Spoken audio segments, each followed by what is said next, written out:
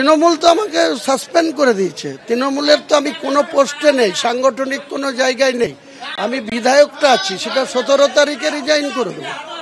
এখন কি হুমায়ুন কবির তৃণমূলের সঙ্গে কোনো রকম কোনো যুক্ত নেই, কোনো যুক্ত থাকার প্রশ্নও নেই। তৃণমূলের সম্বন্ধে আমার কোনো কথা বলারও দরকার নেই। তৃণমূল আমাকে অপমান করেছে, অসম্মান করেছে। আমি বাবরি মসজিদ করব বলেছি, তার জন্য সাসপেন্ড করেছে। তৃণমূলকে এর জন্য খেসারত দিতে হবে। 26-এর ভোটে তৃণমূল কংগ্রেস প্রাক্তন হবে। মুখ্যমন্ত্রীর নির্দেশে হুমায়ুন কবির দাঙ্গা লাগালো, মুখ্যমন্ত্রীর নির্দেশে নিজেকে মুসলমান প্রমাণ করে হিন্দুদেরকে ধমকালো, মুখ্যমন্ত্রীর নির্দেশে হিন্দু ধমকানোর সেই ভিডিও তার যে এজেন্সি আইপ্যাক হিন্দু গ্রামে গ্রামে প্রচার করলো, আর বলে দিল হিন্দুদের এখন একাট্টা হওয়ার প্রয়োজন অধীর চৌধুরীকে হারানোর জন্য।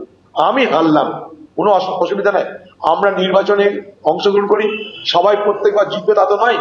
বাংলার মুখ্যমন্ত্রী সে এমপি ভোটে দাঁড়িয়ে কখনো হেরেছে, বাংলার মুখ্যমন্ত্রী সে বিধানসভা ভোটে কখনো হেরেছে, কিন্তু নির্বাচন আসে যায়।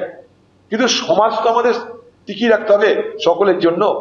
সেই জায়গায় দাঁড়িয়ে এই সমাজে যে বিভাজন তৈরি হচ্ছে বাংলায়, সেই বিভাজনে মুখ্যমন্ত্রী মমতা ব্যানার্জি তিনি অংশগ্রহণ করছেন, এটাই দুর্ভাগ্য আমাদের কাছে। বিজেপি আমরা জানি তাদের হিন্দুত্বের এজেন্ডা নিয়ে তারা সারা দেশব্যাপী তারা দখল করতে চাইছিল, কিন্তু বাংলার মুখ্যমন্ত্রী যদিও তাকে চিনতে মানুষের ভুল হয়েছিল, তিনি অনেক আগে বিজেপির হাত ধরে বাংলা দখল করতে চেয়েছিলেন।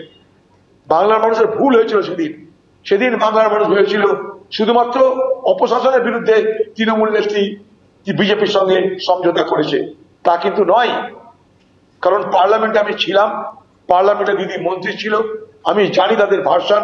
আমি বক্তব্য রেখেছিলাম আরএসএস এর বিরুদ্ধে, সেই বক্তব্যের প্রতিবাদ করেছিল মুখ্যমন্ত্রী মমতা ব্যানার্জি, সেই পার্লামেন্টে আমি স্যার সাক্ষী। দেরিতে হলো বাংলা মানুষের ধীরে ধীরে মুখ্যমন্ত্রী মমতা ব্যানার্জির যে কুৎসিত একটা চেহারা আছে, আমি এটা ওইভাবে বলছি না, কুৎসিত রাজনৈতিক চেহারা কথা বলছি। তিনি দেখতে কেমন তা নয়, কুৎসিত যে রাজনৈতিক চেহারা সেটা কিন্তু ধীরে ধীরে প্রকট হচ্ছে বাংলায়। আপনি রাজ্যের মন্ত্রী হয়েছিলেন যে অধীর চৌধুরী থেকে ছেড়ে তৃণমূলে গেছিলেন বলে, you have been rewarded also. আমার মনে হয় তাই, কিন্তু আমি মুখ্যমন্ত্রীর কাছে বলিনি, পুরস্কার চাইনি। তিনি মনে করেছিলেন তাই আমাকে সেদিনকে মন্ত্রী করেছিলেন। আমি শুধু চেয়েছিলাম আমার সিকিউরিটির দরকার, কারণ অধীর চৌধুরী 30টা মানুষকে খুন করে আজকে মুর্শিদাবাদের নেতা, বহরমপুরের সাংসদ, লোকসভায় তিনি ইউপিএ 1 ইউপিএ 2 এ বেশ করেছি, কোনো সম্পর্ক নাই। 30 কেন 3000 খুন করেছি, তো তোর মুখ্যমন্ত্রী কেন এখন পর্যন্ত আমাকে যাবজ্জীবন সাজিয়ে দিতে পারলো না? তোর পুরনো মুখ্যমন্ত্রী পুরনো দিদি এতদিন যাবজ্জীবন সাজা দিলেই পারত।